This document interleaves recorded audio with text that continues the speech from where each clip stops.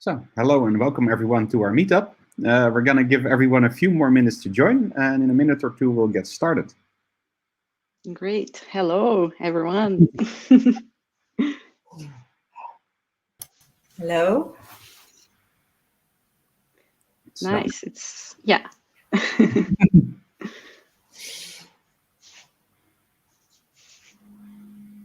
So yeah, I think it's about time to get started. So welcome everyone to one of our first streaming meetups. Today's meetup is about how to make the most of cloud platforms. And as a speaker, we're very glad to have Rania Mohamed from Google as our speaker. Today's meetup is hosted by GDG Cloud Netherlands and the Women Techmakers. My name is Constantijn. I'm from the GDG Cloud. So if you're looking, you like today's meetup and you want to join more of our events, you can find us on Meetup on GDG Cloud NL or on Slack. For now, we're broadcasting online, but hopefully soon you'll also be able to join us again with our physical meetups. People that run the GDG Cloud are these people. My name is Constantijn. On a normal event, you'd be able to see my colleagues running around. Today, you might see them in the chat. And now over to the people from the Women Techmakers who are co-hosting our event. Yes, thank you, Constantijn. We're really happy to be co-hosting this event with you. And of course, receiving Rania today. That's a true privilege. We're really happy about it. And well, I'm Virginia, and I'd like first to say a little bit about the Women Techmakers Amsterdam. So Women Techmakers is a global initiative. It is supported by Google. What we do is that we provide visibility, community, and resources for women in technology and for women who want to work with technology or be involved with technology. Here in the Netherlands, we organize regular events and workshops, but we also share a lot of useful resources. And of course, we're Women Techmakers, but everybody's welcome in all of our events. And we like to say that, of course.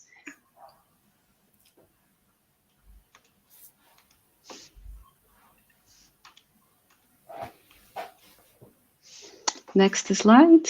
Can you change?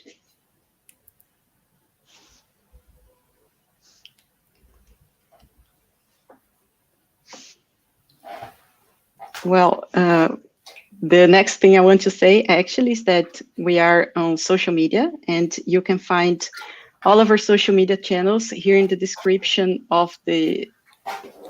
Here, yes, got it.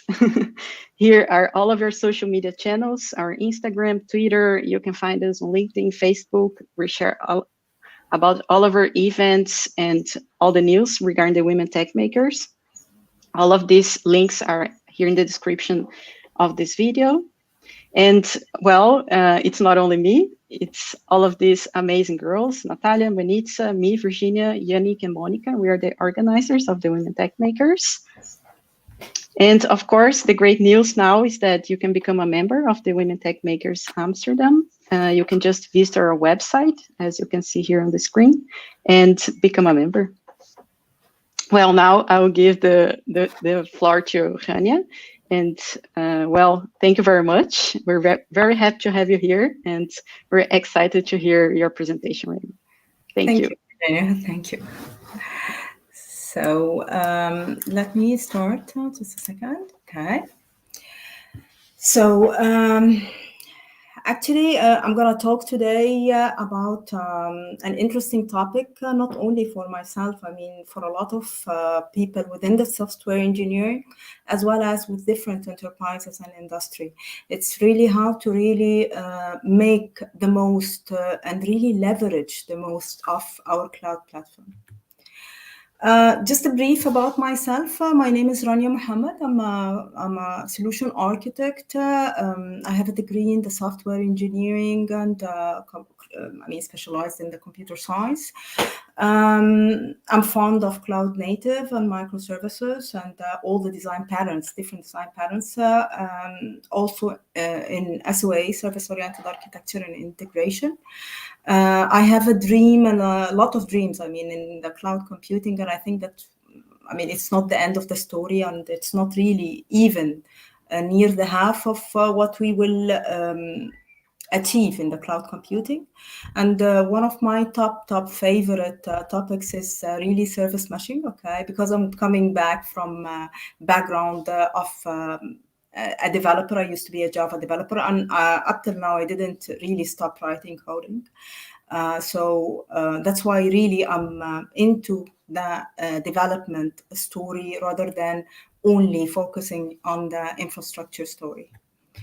So just a brief about the agenda that we are going to go with today. We are going to talk about the myths and challenges, goals and objectives from the cloud perspective. Also, we are going to talk about one of the hot topics in the cloud, which is the strategy for the enterprise, as well as touching some design patterns that are well-known, and even listing the well-known and really regularly used in the cloud development. And also, I'm going to talk about the story of, briefly about the cloud, the Google Cloud Platform, showing how easy really development in the cloud, and how really the hyperscalers and Google Cloud Platform especially is really enabling the development story. And I'm gonna just finish up with some advices how to really go towards the cloud development era, okay?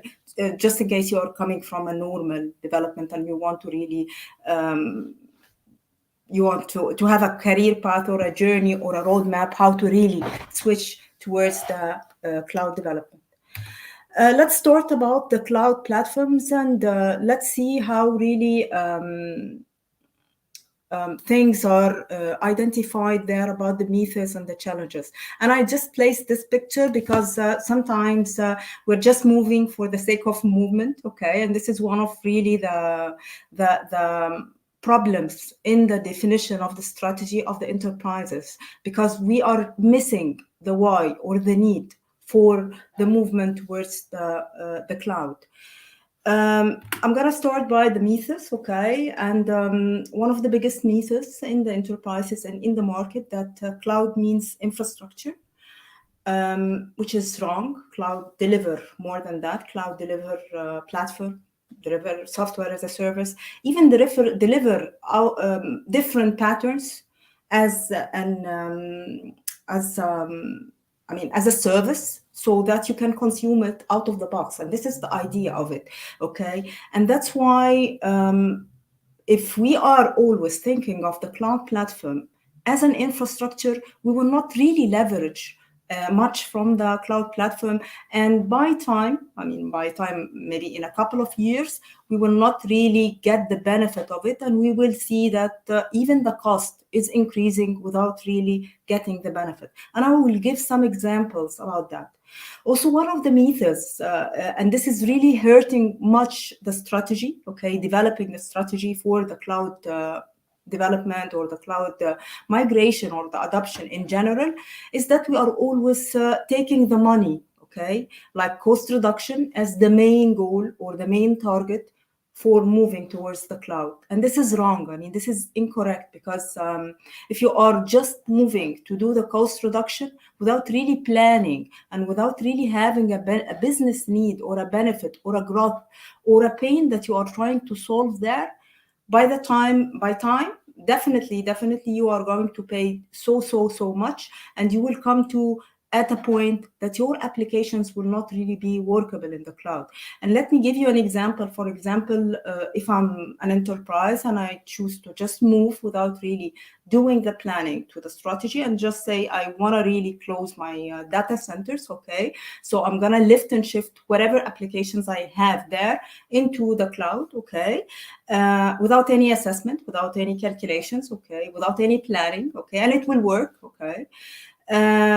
And maybe I was using, for example, Windows Server, whatever version, okay? It is right now supported in the target cloud, okay? But maybe in a couple of years, it will not be supported, okay? So in a couple of years, I can either choose to go and pay a lot of money to my cloud provider and a lot of money for Microsoft to really do an extension for me for the support, okay?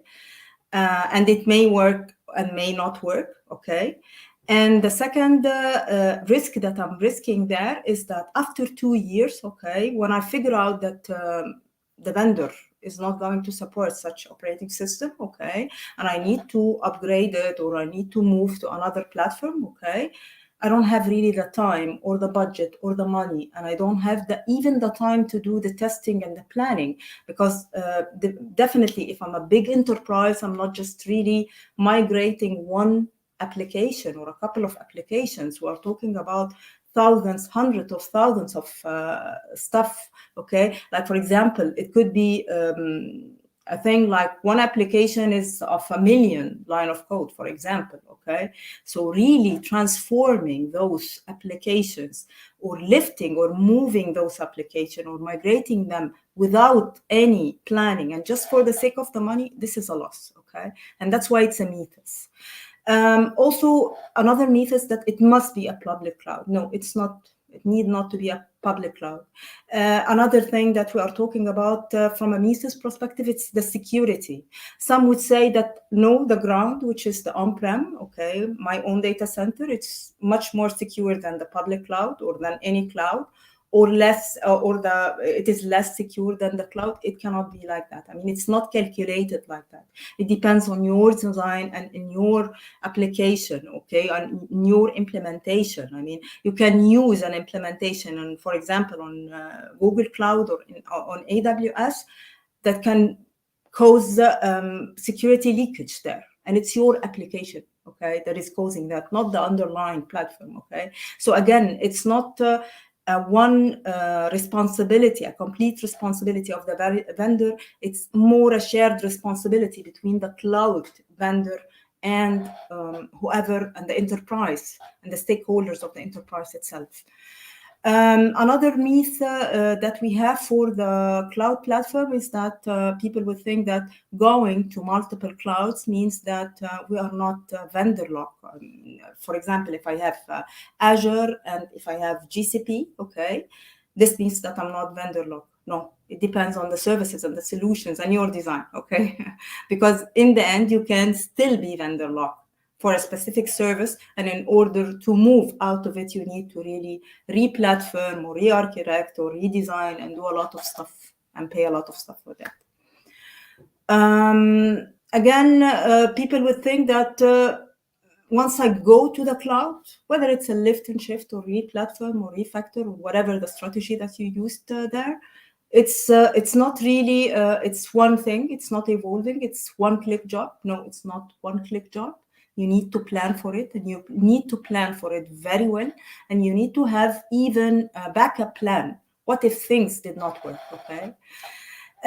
Last myth, because this is something that as well, a lot of the people and a lot of the architects would think of it, that really cloud is a magic. It's not magic.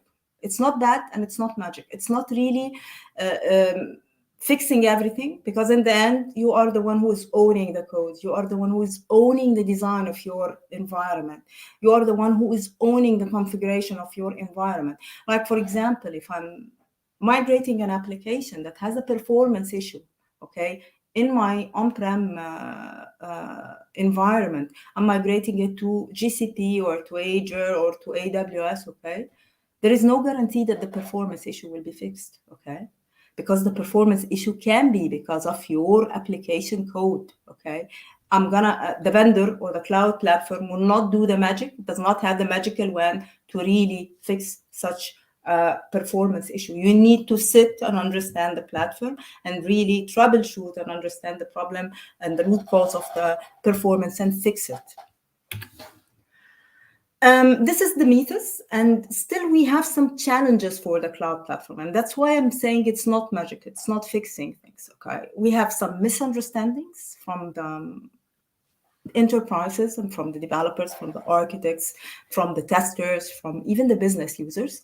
And we have as well some challenges if we're talking about the hybrid and the multi-cloud story, for example, serving the digital native, okay? So some of the challenges are out of the misunderstanding, okay? And some of the challenges are due to really the market needs, okay? And the evolution in the market needs. So the challenges that are top, and that's why I highlighted the governance, the compliance, the migration, the strategy, and the adoption. Those are, I think those are the main topics, main challenges that you need to consider whenever you are designing and implementing things in the cloud.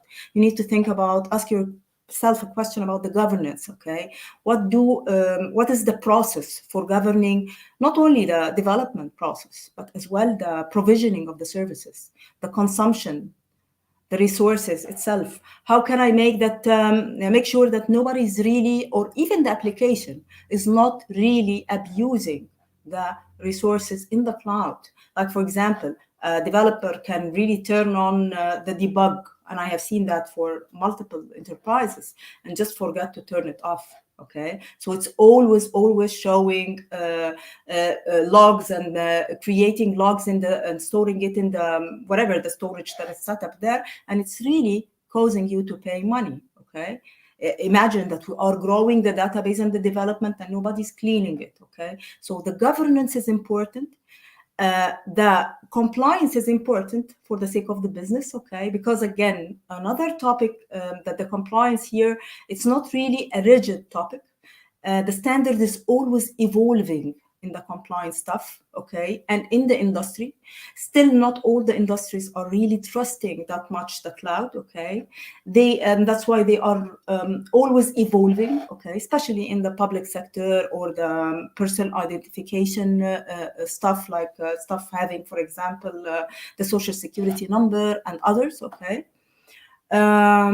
Also, another topic that is really hot as a challenge, and this is not due to a misunderstanding, but more due to, again, it's a matter of shifting from the old history towards the cloud.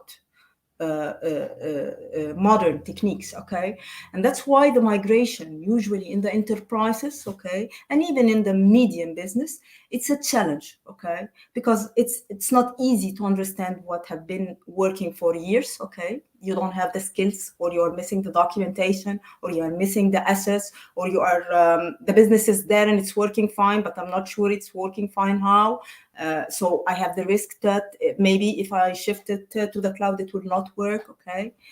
And that's why migration is a challenge. And that's why we need to consider it always as a top priority, revisit it always in our strategy, and think of it as a journey. I mean, it's not a one-click stop. We are not really taking the application or taking whatever we have today in the data center, moving it as is, okay, and just work with it, okay? This is not really the migration journey. The migration journey is that I want to go from the current state of the application to a specific target state in a specific duration. I mean, I can say, for example, I want to really move from the current state, which is a monolithic, for example, application, to a microservice application, okay, and embed AI, artificial intelligence and machine learning and all that stuff in 1 year. And I need to put that goal, assign that goal a specific rationale, why I need to do that. If I don't do that, I will have scope creep. I will really pay a lot, spend a lot of money without really getting the benefit out of it, okay? Strategy and planning is a hot topic, and I'm going to talk about it later, in 2 slides, okay? So strategy and planning, again, is a challenge. A lot of the enterprises really put the strategy, but they fail to meet it, okay? And I will talk about why it's usually a failure, and how to really, what are the principles that we should consider in order to make sure that we have a well-defined and a powerful strategy and an agile planning for implementing it. Adoption is an important thing, and it's related really to the strategy, because one of the topics that is really impacting both the strategy and the adoption, as well as the migration, is that we are missing the culture aspect whenever we are defining those, okay? And the culture is really very important. I mean, you need to consider the people, because those are the assets. I mean, those are the ones that will really be migrating the application. Those are the ones that will really be helping in implementing your strategy and in adopting the cloud.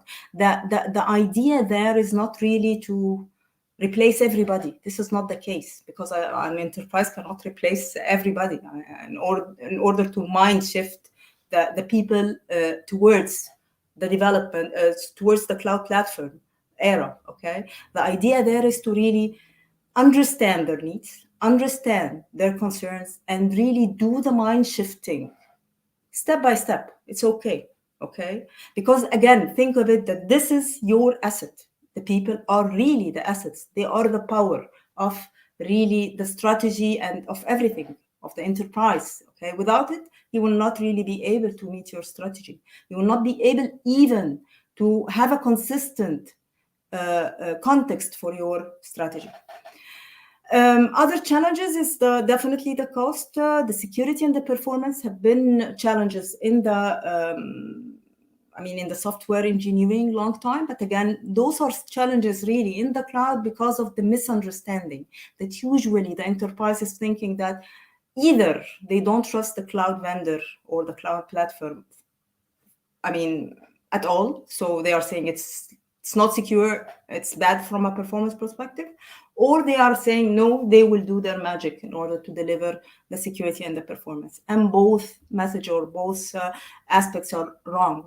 It's a shared responsibility. You have your own roles and responsibilities in your solution, and the cloud vendor as well. Okay, integration has been an issue, and it is a challenge. Again, not only because of the software engineering, but because of the story of the digital native and connecting industries to each other, connecting clouds to each other. And it's not a challenge because of the network latency, okay? Because forget about the network latency, it's not a challenge anymore.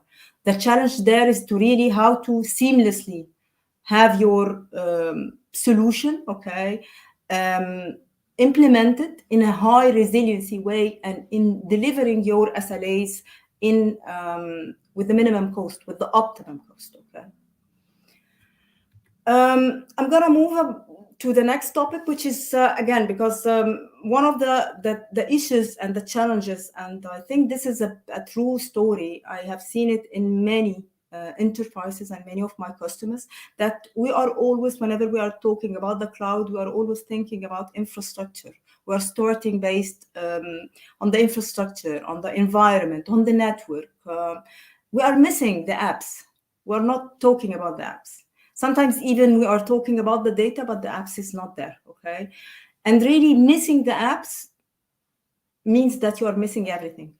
You are not really inconsistent with your business, with your needs, okay? So you need to consider always the apps, because you are always delivering services to your consumers or your customers, okay? So the enterprise needs to care for the application.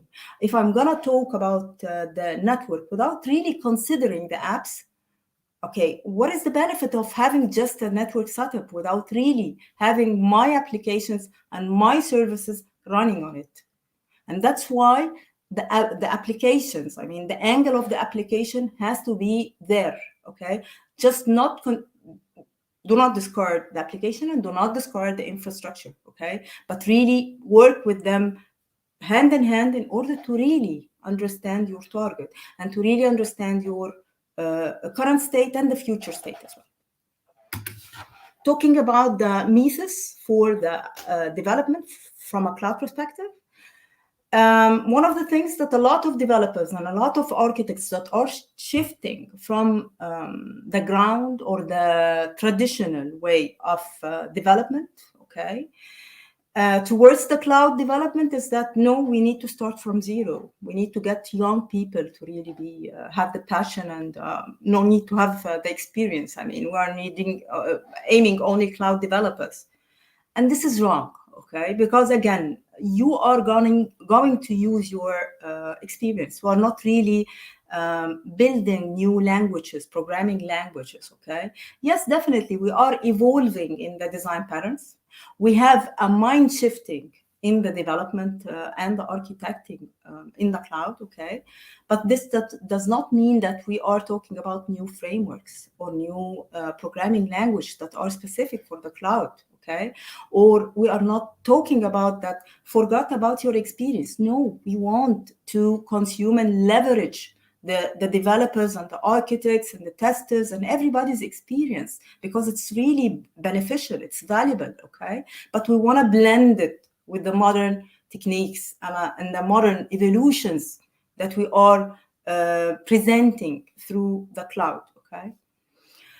Another myth that we have here is we are always asking the developer to learn all the clouds, all the cloud platforms. And this does not make sense because, again, his or her, again, aspect is the development. You don't need to learn everything, okay? It's a myth. Nobody knows everything, okay? It depends. You shouldn't be certified on all the platforms. You shouldn't be trained on all the platforms. Because again, all the platforms has libraries and SDKs that you can consume in your own code and communicate with the cloud platform in an easy way and in a standard way as well.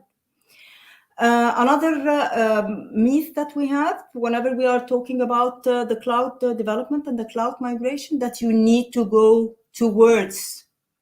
always towards cloud native and microservice and containers. No, if I'm going to the cloud, I need to end to be a containerized application. No, I want to really end as a microservice or a cloud native. And this is a myth. It's not a must. It depends on your need, okay? Still, you don't have a need for a microservice and a cloud native, okay? You can develop it in a normal application, okay? Without even containerizing your own application. The shared responsibility, I already talked about it. I mean, SLA, RTO and RPO, SLA, the service level agreement, and the recovery time objective and the recovery point objective. It's not fully owned by the cloud vendor. You have a say as an architect. You have a say as a designer. You have a say as a developer. You have a say as a tester. And you have a say as a business owner. So everybody has own or her own say, okay? And that's why we call it in the cloud as a shared responsibility. And that's why the developer, whenever we are talking about cloud developer versus a traditional developer, we are talking about mind shifting, okay? You need to mind shift your mindset in order to really consider new aspects. Like, no, I need to care about what kind of RTO and RPO are you expecting from my service? Or even what should I expect from the dependencies if I'm calling other services in order to deliver the target SLA? I need to have a say there, and I need to test it, and I need to include it in my test cases as well. I need to sign that I'm okay with that, because maybe from an implementation perspective, no, it does not make sense to have that. And it's not only the developer, it's everybody, including the cloud vendor. Another myth that the evolution is not there. No, every application that we are moving and migrating to the cloud, it's not one step, it's an evolutionary, and it's always continuing. You are always enhancing your application, okay? It's not rocket science, and it's not of high complexity. I mean, again, it's simple.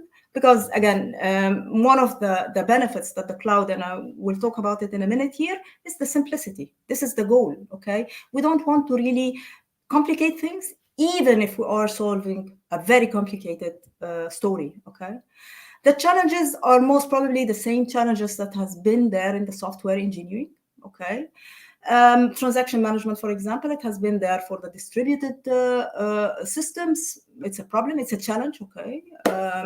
It's not really tied to the cloud development.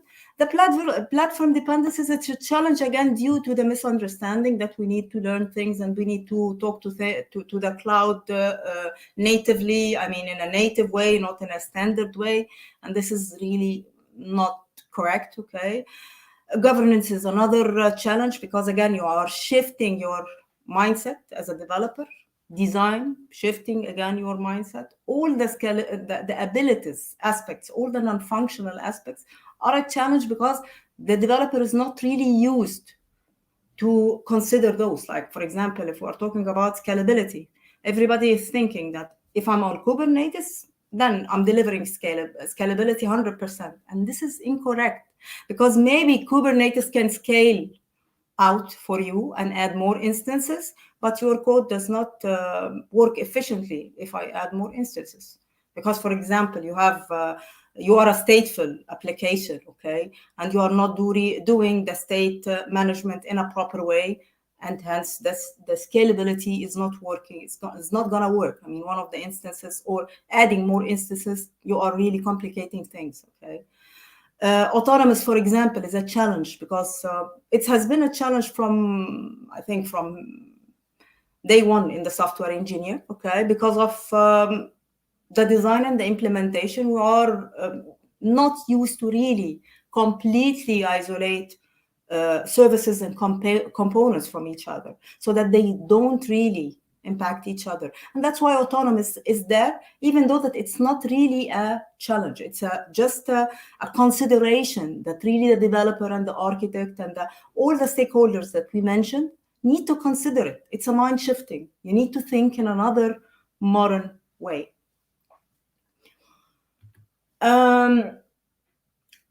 Let me talk about the goals and the objectives there. Okay. So, what are the goals and the objectives of the cloud in general? I mean, why are we going towards the cloud? Is it, again, because of the money? No. Again, this is it's a benefit that I'm getting off, okay? And that's why we have there the resource consumption optimization, because of the innovation that I'm getting there, okay? Another benefit is that before, when I used to have things in the ground, it was full responsibility of myself. I mean, if the electricity is down, or if one server is down, it's completely my responsibility. Right now, it is shared between the vendor and the enterprise. The scalability, ease of scalability, definitely it's one of the goals and the objectives that we are aiming for there, because before we were calling for the procurement, getting hardware, setting stuff, configuring stuff, while right now you can really provision a VM in seconds or minutes, okay?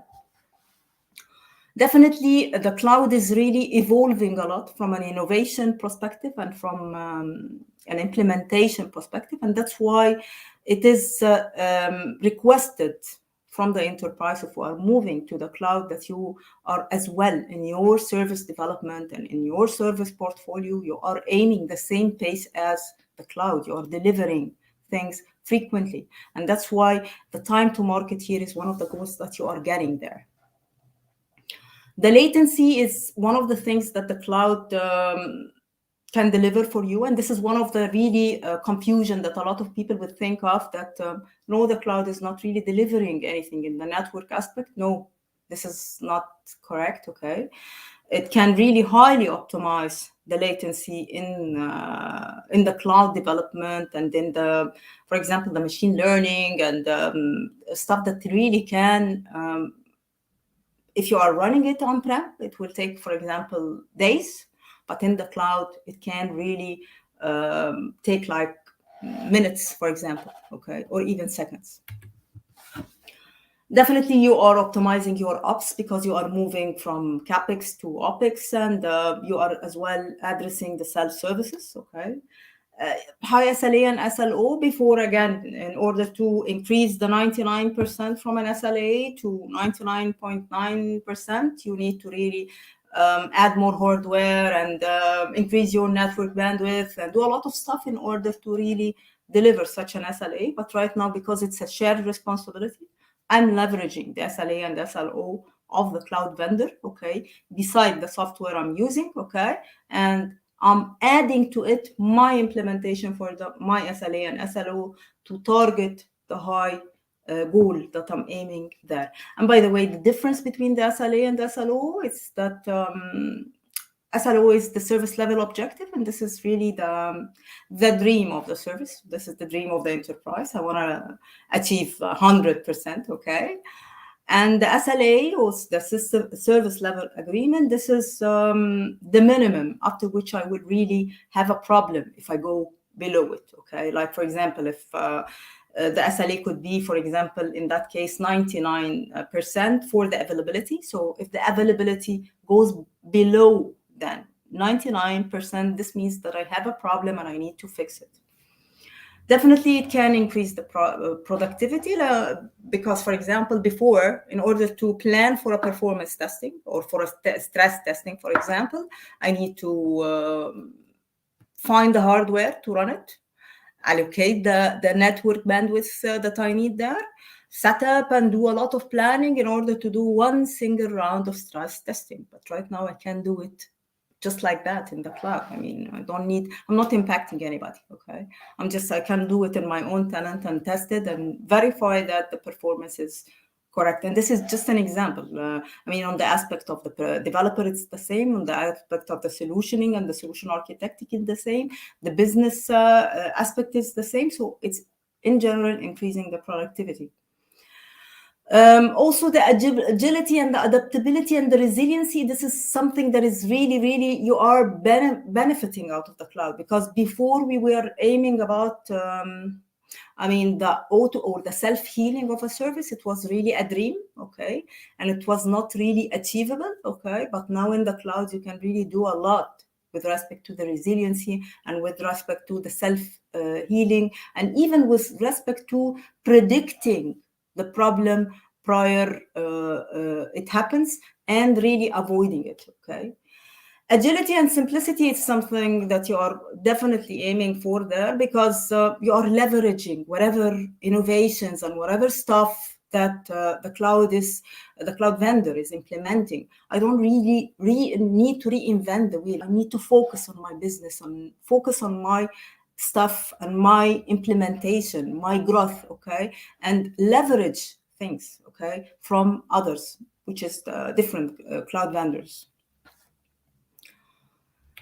Okay, I know we talked a lot about the stuff here, okay? And that's why I put that cartoon, just to show that I know that I talked about the misses and the challenges and about the goals, but how can we implement it? And I'm gonna talk about the strategy, but let me ask if someone have any comments. I mean, based on his or her experience, what are the challenges that they faced whenever they either are defining a strategy or implementing a strategy towards the cloud, if any, I mean?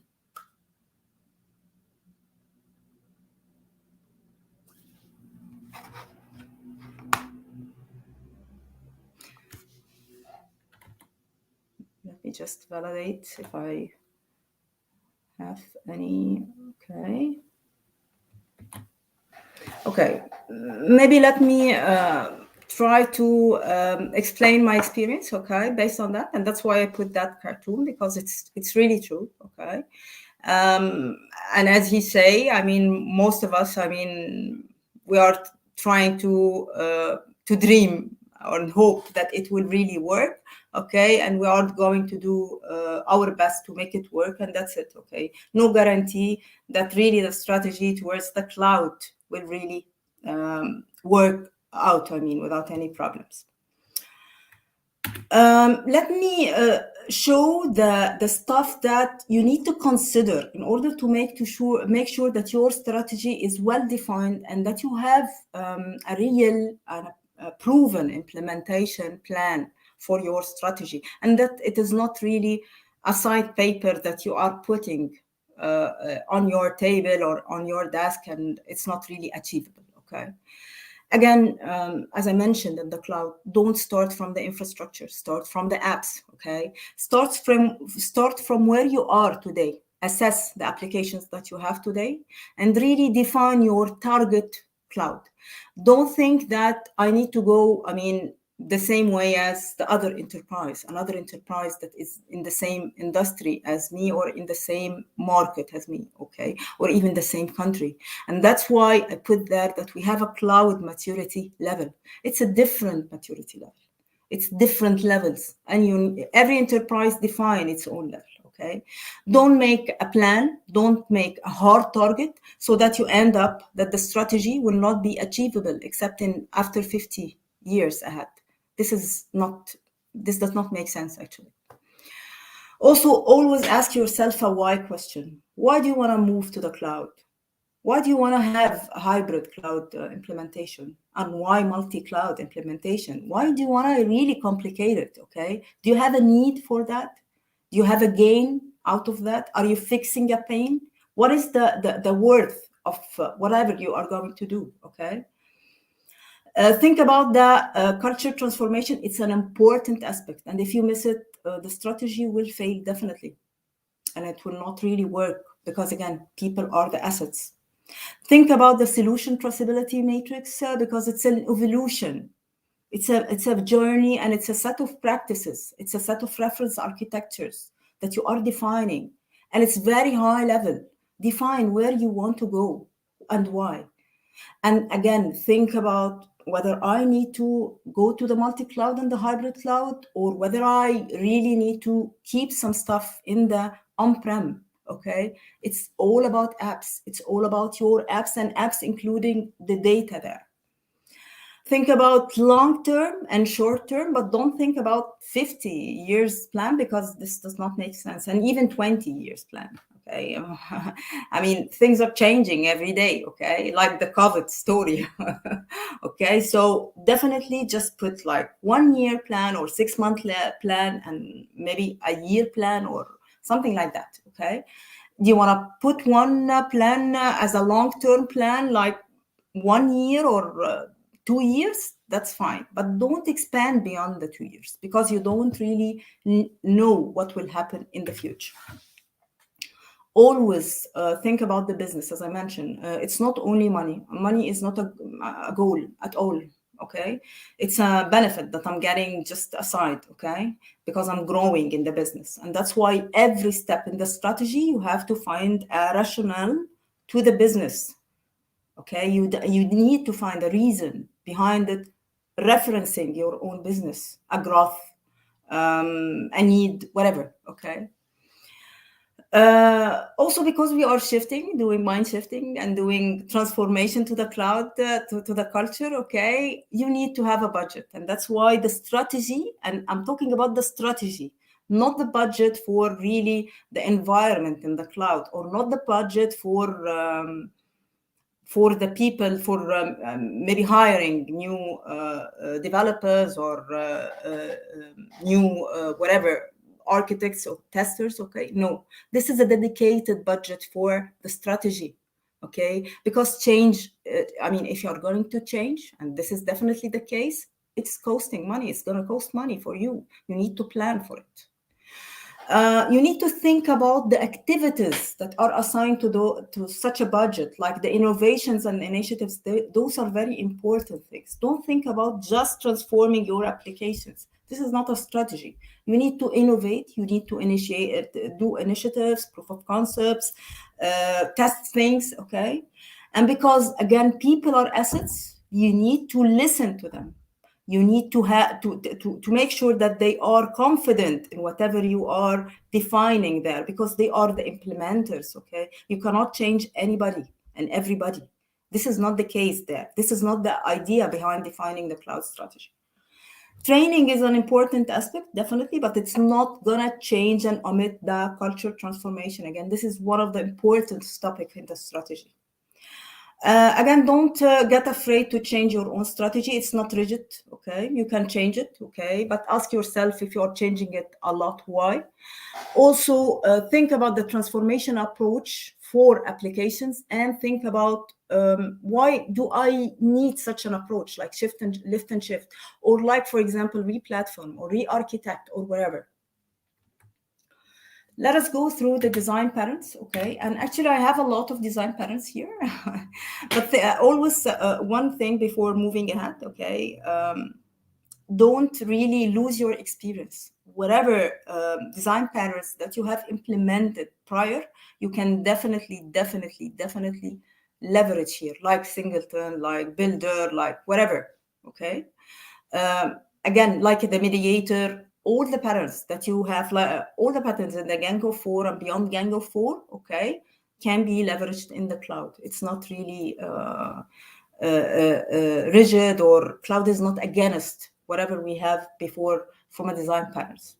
But those are the design patterns that are widely known in the cloud in general, okay?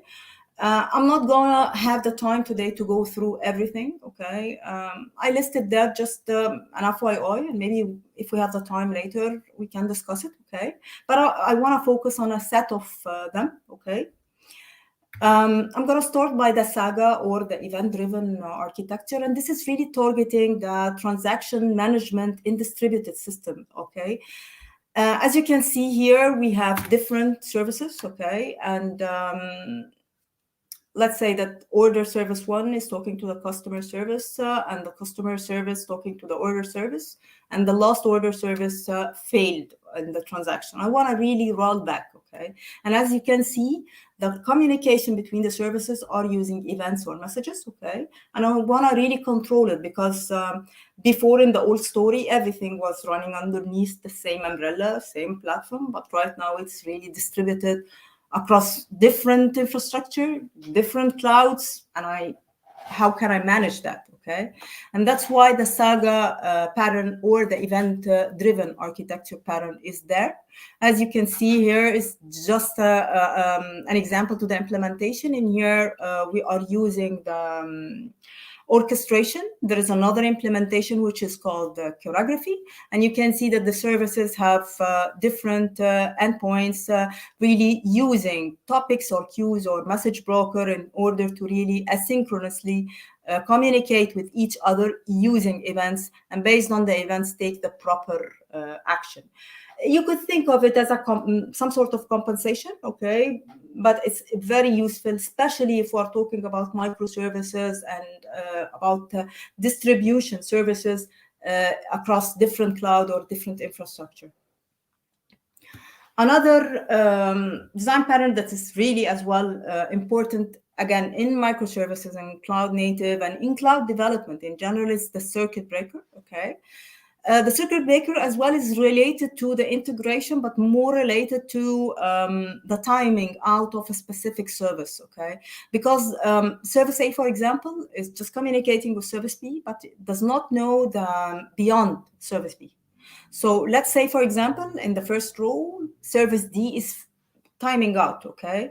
So what shall service A do in that case? This is about the circuit breaker, whether we need to retry or wait and restart, or what shall we do, okay?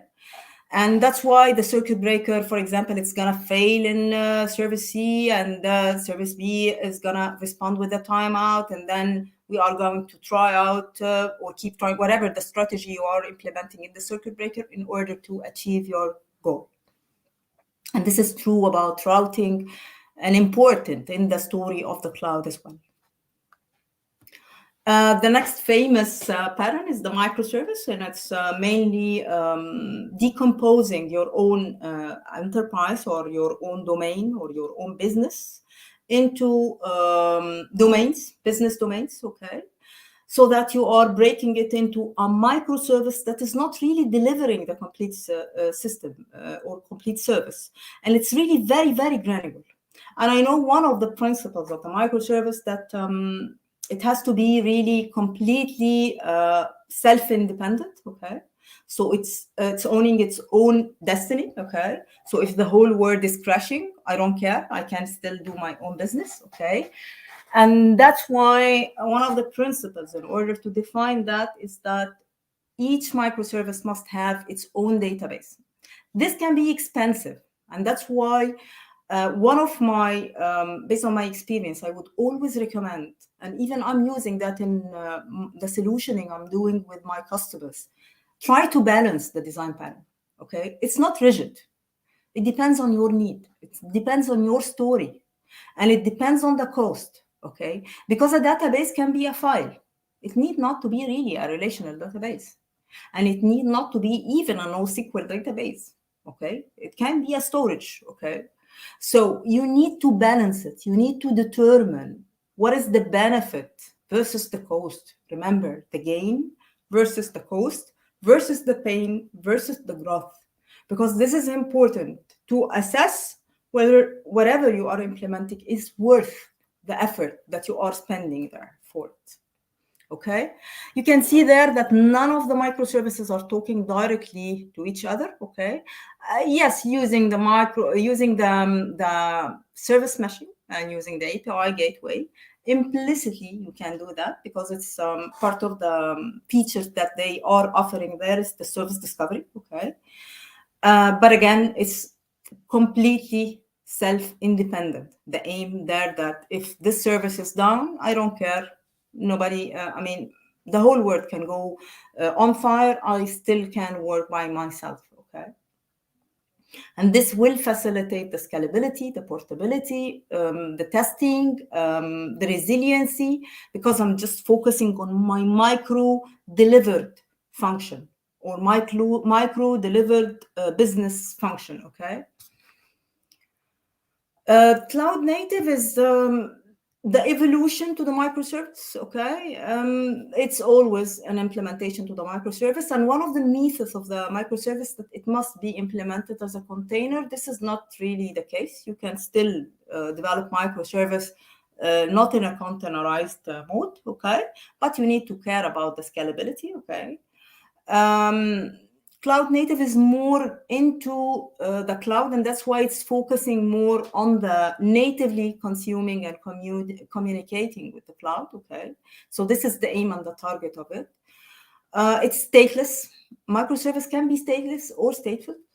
The observability of the CNE is an important thing, and that's why the self-service in the CNE is high more than the microservice. I mean, you can talk about self-healing, self-learning, self-intelligence. It's always cloud native architecture or cloud native app. Okay.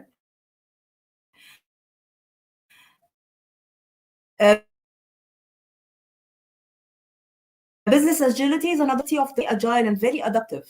And also in the cloud native itself, we are not talking about one single programming language. And that's why the polyglot is really an important thing. I can have one cloud native application developed in Java, another in Go, a third in Python, a fourth in, for example, Scala and whatever, okay?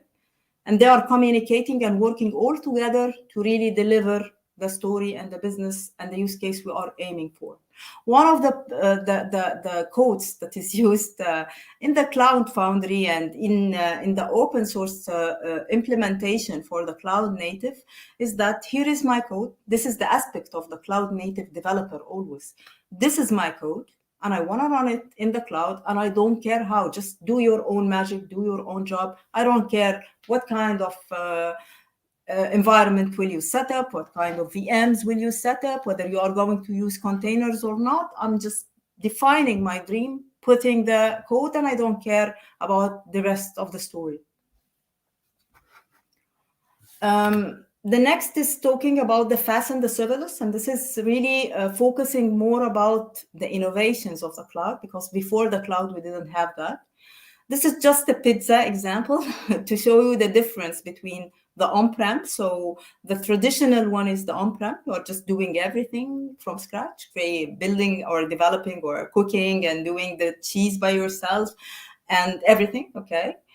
In the infrastructure as a service, you are just buying the cheese, the sauce, the tomato sauce, the dough for the pizza, the toppings, and then you are baking it and building the pizza, baking it, and then buy the drink and prepare your the table, the dining table, okay? In the past, you are just calling the restaurant. The restaurant is doing everything for you, and you are just preparing the table and buying the drinks. In the SaaS, the software as a service, you're just getting a chef and a restaurant, and they are doing everything on behalf of you. You don't care, okay? So what is the relation of the serverless and the fast to that? The serverless and the fast is something that is in between PaaS and SaaS, okay?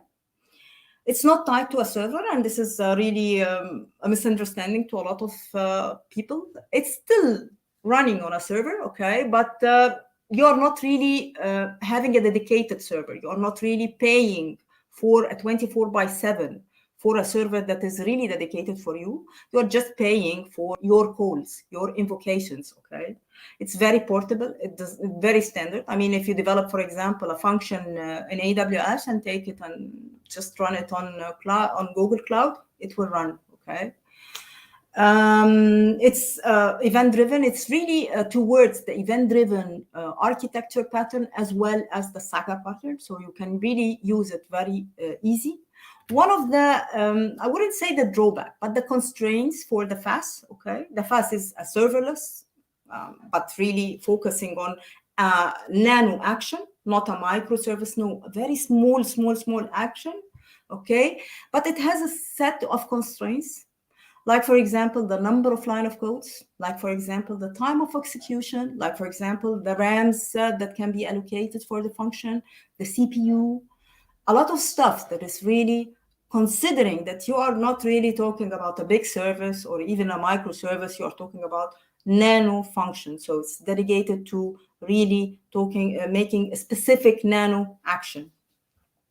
Like, for example, alerting somebody or alerting a system. Service mesh, again, it's or the sidecar. This is the top favorite to me, and it's really top because I used to read and I was really fond of the inversion of control, the IOC, as well as the aspect-oriented, because imagine that you are really able to implement all the non-functional requirements with respect to the audit, authentication, whatever, logging in a consistent way, okay? Without really changing any of the code. And this is, the idea itself was really promising to me, and it was really nice. I mean, just reading about it, I mean, back in college, reading about it, it was really a nice story and showed that really we are evolving. And the service mesh is the evolution of the same pattern of the IOC and the aspect-oriented programming. And it's adding a lot of stuff with respect to the security, with respect to the observability. Like, for example, you can, through the service mesh, understand the dependencies of a specific service to other services that you have there. API gateway is one of the patterns that is used widely in the cloud, especially if we're talking about in the migration, because we are not really migrating the full app there, okay? The full app portfolio. We are keeping a set of apps in the ground and migrating a set of apps to the cloud, and really gluing the two would be using the API gateway.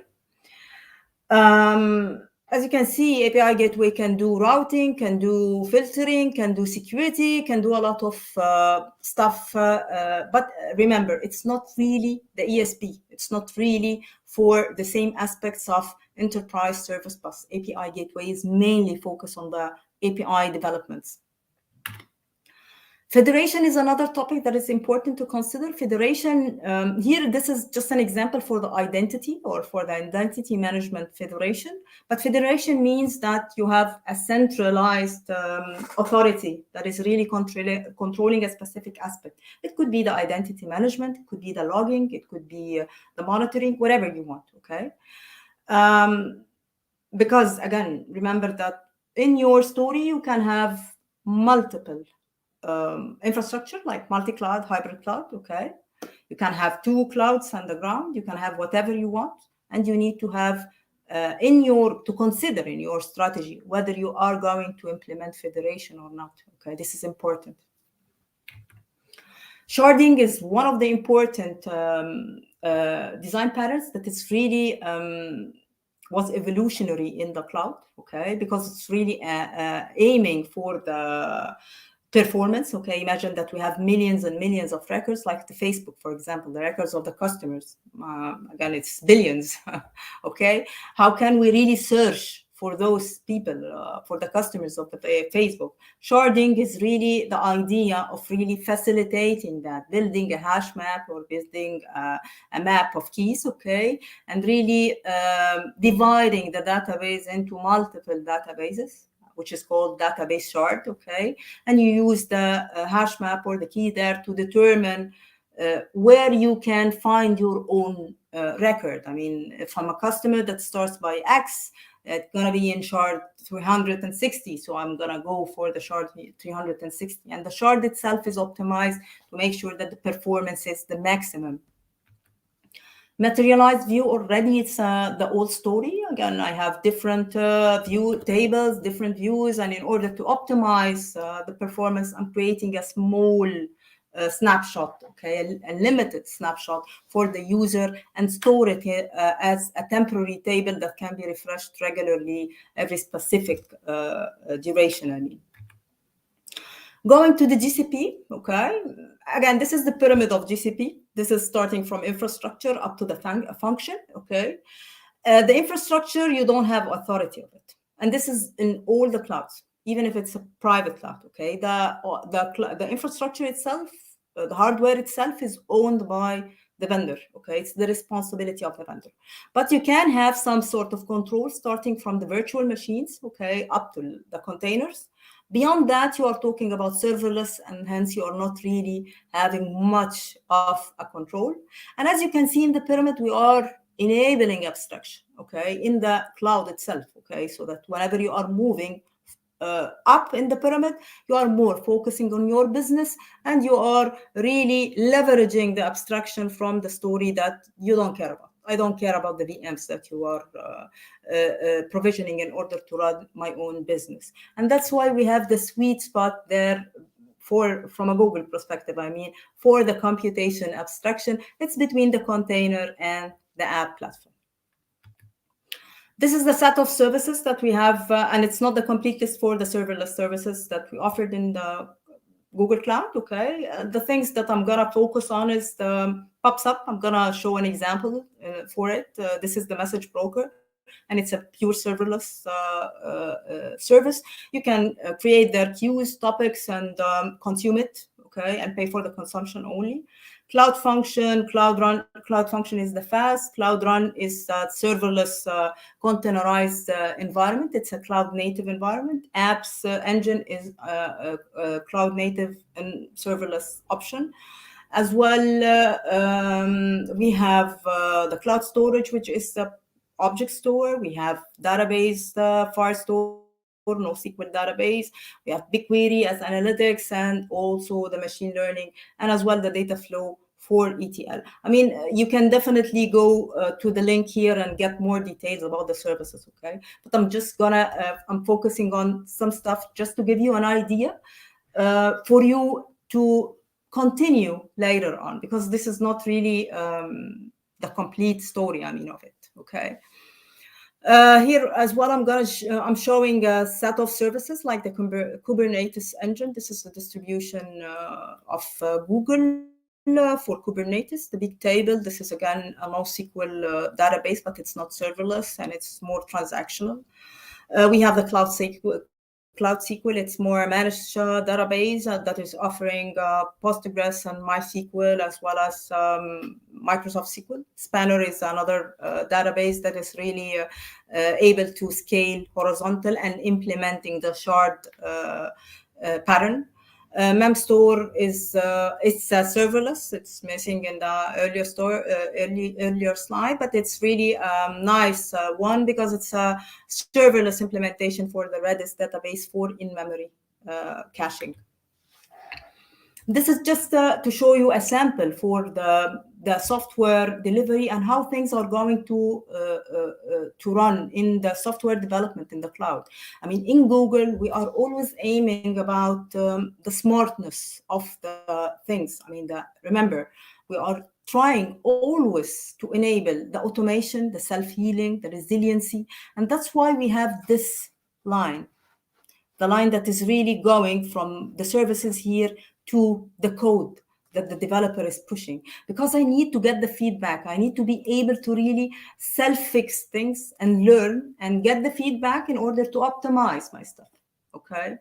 We have definitely continuous integration, continuous deployment, container registry, different environments. You can define your own DevOps pipelines, but the idea there that in the cloud, you are really leveraging the idea of the AIs and even to the certain point that you can take your your logs and monitoring in the stack driver, okay, whatever feedback you are getting from the runtime, and even run predictive analytics on it to really predict problems or enhancements using the machine learning and fix it, okay?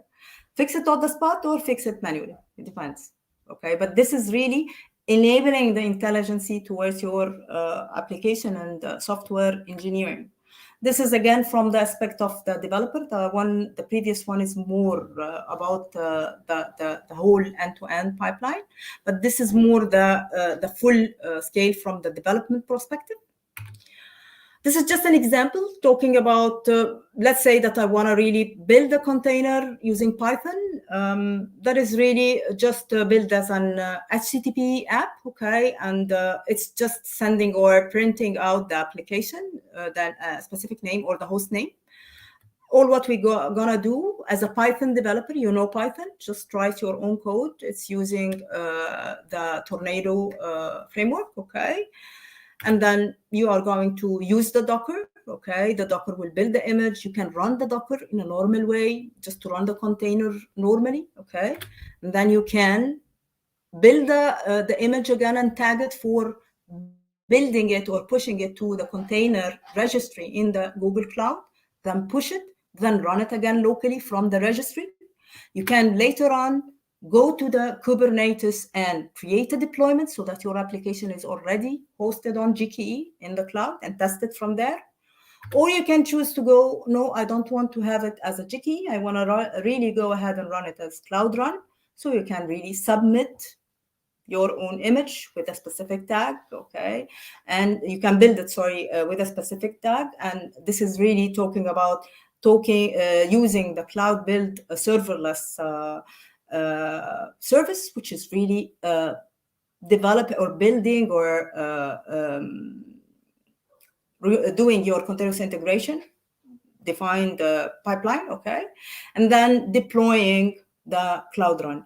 And one of the nice thing in the Cloud Run, okay, is that even in the console, you can get a lot of stuff there. You can see the details, you can see the YAML, you can see the properties, you can see the security, the authentications, the talking, the log, and you can even test it, and you can even emulate stuff from a Cloud Run perspective. And the same, by the way, for the Cloud Function.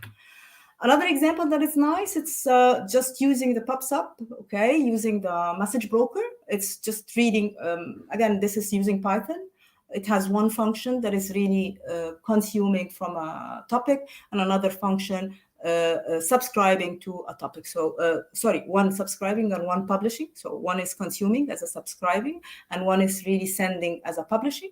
What I'm going to focus on is really the publishing. And as you can see here, I'm not really doing anything. I'm just more using the SDKs of the GCP cloud. Then I'm just gonna create the topic using, again, the command lines or the SDK that is already provisioned or delivered by the Google Cloud. I'm gonna create the function, okay, deploy the function simply. I'm just gonna not even create a container. I'm just gonna create it and trigger it using a specific topic, okay? And then I'm gonna publish a specific message, and then I'm gonna read the logs, and from there I can see that the printout that is implemented in the function in my Python, okay? This is the slide that I wanted to show, because this is a nice one. Actually, we have a developer advocate. I think it's her name is Priyanka.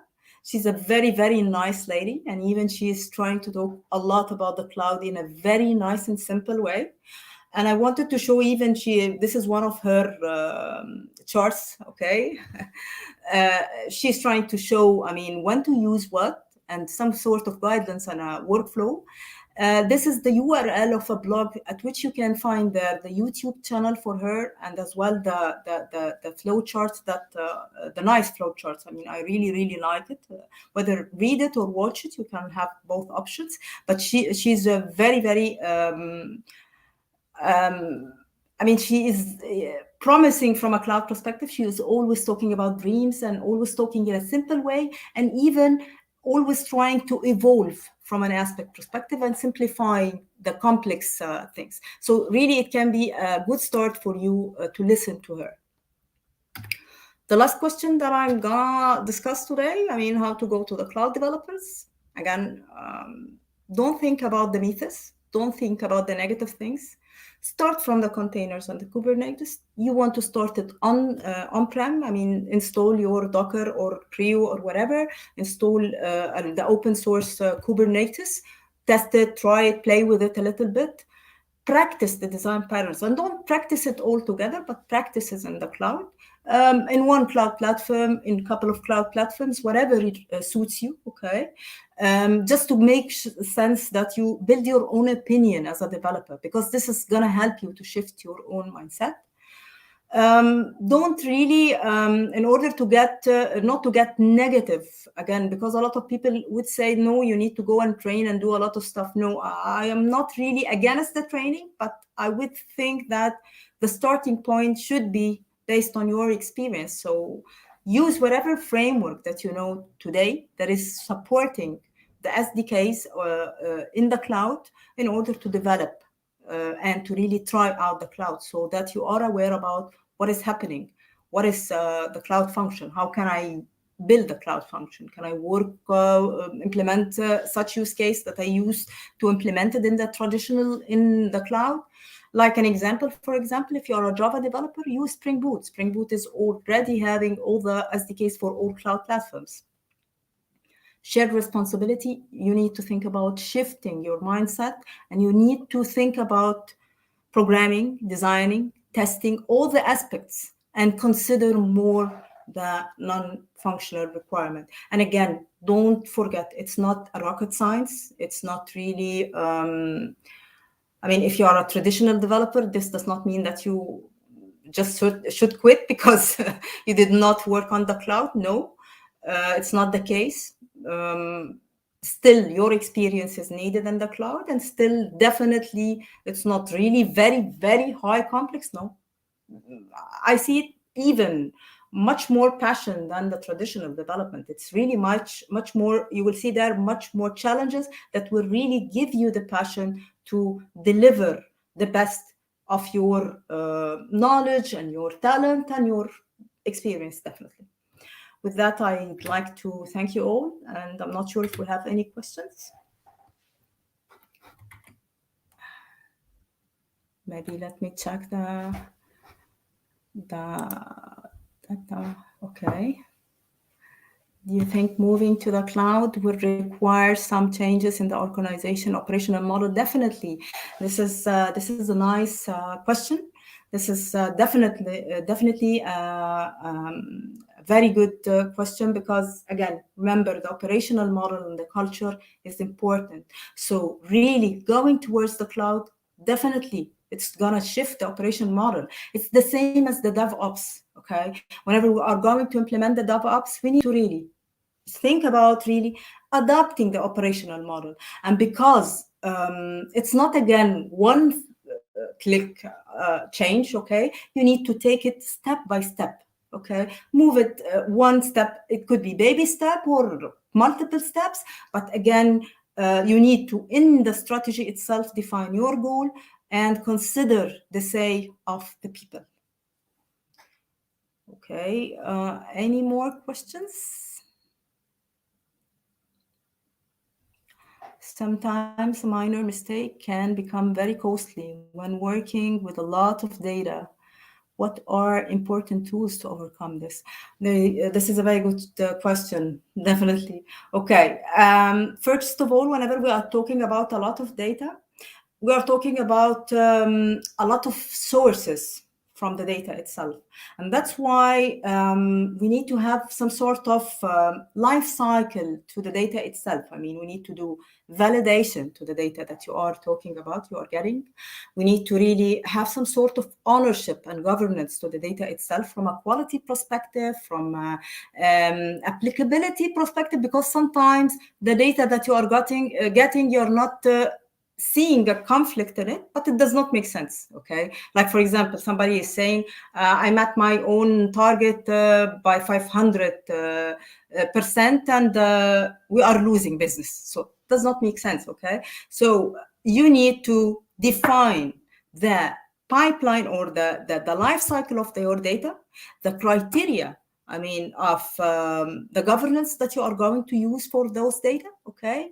And also you need to do regular reviews with the proper stakeholders, because again, stakeholders are the ones that really are able to give you the feedback, validate your observation, make sure that whatever we are presenting in the dashboards of those data is really the proper story and the proper vision for it.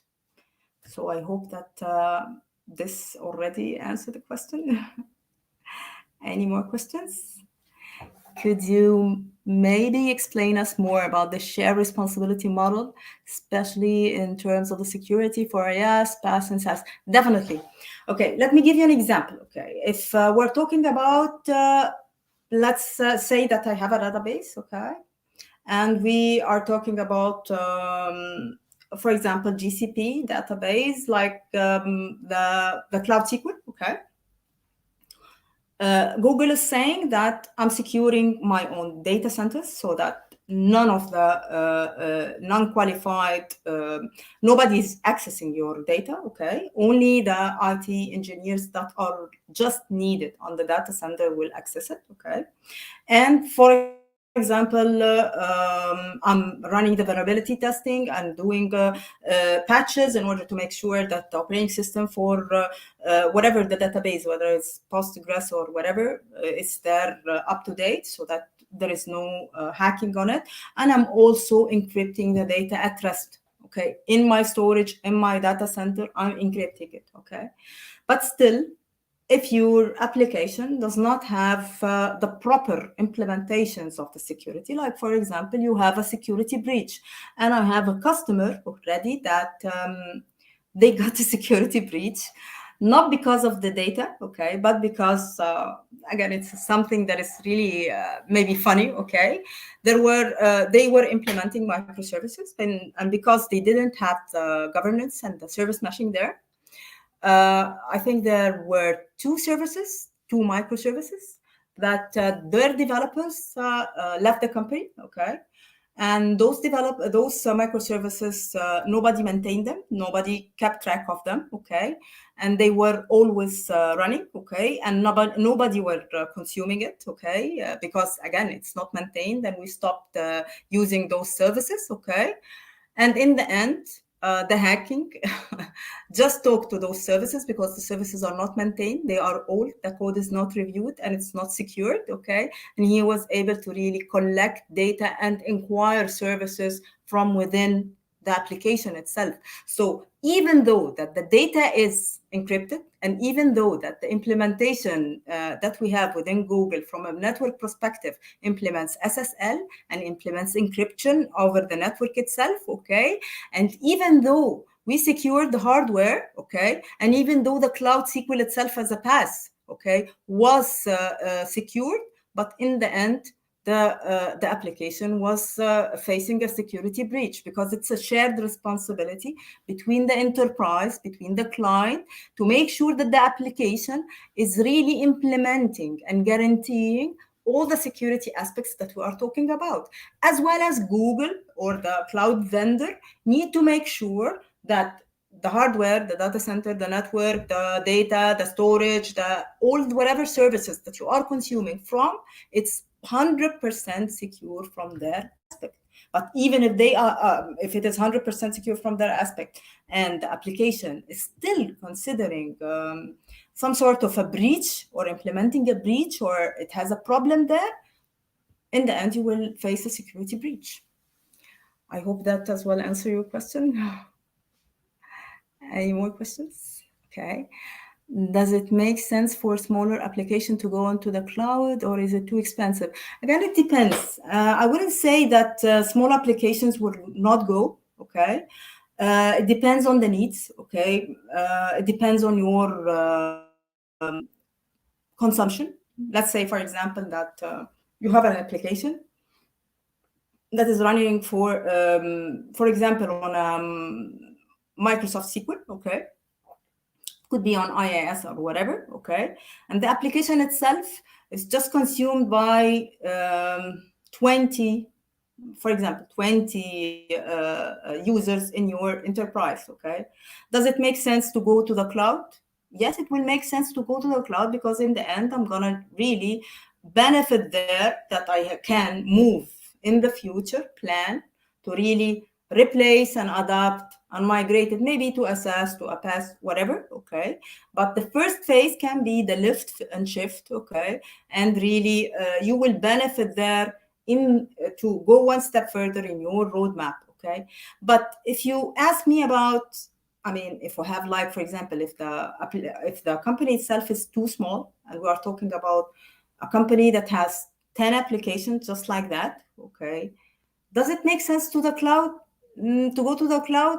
Not if they are not using the cloud in their best way, like if they are just registering their 10 VMs, okay, for the 365 days.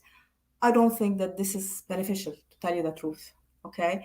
They need to assess, in that case, what is the benefit when they are coming. I mean, what is the benefit for moving towards the cloud? Because in the end, they will not really invest on changing those 10 applications or modernizing those 10 applications, okay? Maybe they would think about, no, let's maybe in 2 years or in 1 year, if we continue with the business, just let's throw those applications and go to S application, okay? So again, it depends on the needs itself, okay? I hope that answered your question.